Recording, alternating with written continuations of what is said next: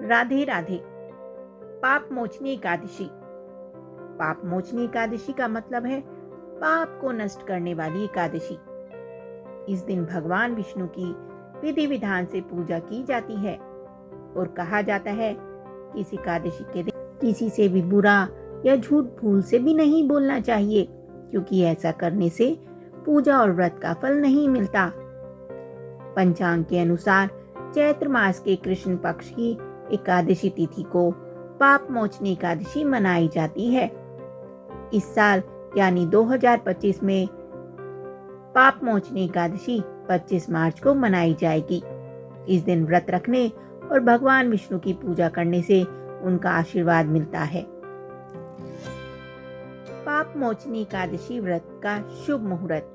चैत्र मास के कृष्ण पक्ष की एकादशी तिथि 25 मार्च को सुबह 5:05 पर शुरू होगी और इस तिथि का समापन 26 मार्च को सुबह 3:45 पर हो जाएगा।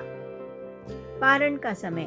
पाप मोचनी एकादशी के व्रत का पारण 26 मार्च को सुबह 6:17 से 8:45 तक होगा। आइए अब सुनते हैं पाप मोचनी एकादशी व्रत की कथा। भगवान श्री कृष्ण अर्जुन से कहते हैं, राजा माधांता ने एक समय में लोमश ऋषि से जब पूछा कि प्रभु, आप यह बताएं कि मनुष्य जो जाने अनजाने में पाप कर्म करता है उससे कैसे मुक्त हो सकता है। तब राजा माधांता के इस प्रश्न के जवाब में लोमश ऋषि ने राजा को एक कहानी सुनाई कि चैत्ररथ नामक सुंदर वन में च्यवन ऋषि के पुत्र मेधावी ऋषि तपस्या में लीन थे। इस वन में एक दिन मंजू घोषा नामक अप्सरा की नजर ऋषि पर पड़ गई तो वह उन पर मोहित हो गई और उन्हें अपनी ओर आकर्षित करने के लिए प्रयास करने लगी। कामदेव भी उस समय उधर से गुजर रहे थे कि उनकी नजर अप्सरा पर गई और वह उसकी मनोभावना को समझते हुए उसकी सहायता करने लगे। अप्सरा अपने प्रयास में सफल हुई और ऋषि काम पीड़ित हो गए। काम के वश में होकर ऋषि शिव की तपस्या का व्रत भूल गए और अप्सरा के साथ रमण करने लगे। कई वर्षों के बाद जब उनकी चेतना जागी तो उन्हें एहसास हुआ कि वह शिव की तपस्या से विरक्त हो गए हैं। उन्हें उस अप्सरा पर बहुत क्रोध हुआ और तपस्या भंग करने का दोषी जानकर ऋषि ने अप्सरा को पिशाचिनी होने का श्राप दे दिया।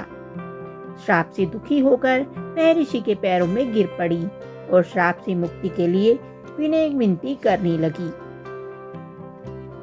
अप्सरा की याचना से द्रवित हो मेधावी ऋषि ने उसे विधि सहित चैत्र कृष्ण का व्रत करने के लिए कहा।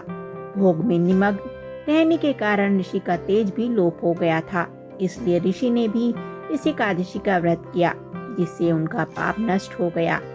उधर अप्सरा भी इस व्रत के प्रभाव से पिशाच योनि से मुक्त हो गई और उसे फिर से सुंदर रूप प्राप्त हुआ और वो स्वर्ग के लिए प्रस्थान कर गई। तो ये थी कथा पाप मोचनी एकादशी की। आपको कैसी लगी हमें कमेंट करके जरूर बताएं। साथ ही वीडियो को लाइक करें, चैनल को सब्सक्राइब करें। आप सभी को पाप मोचनी एकादशी की हार्दिक शुभकामनाएं।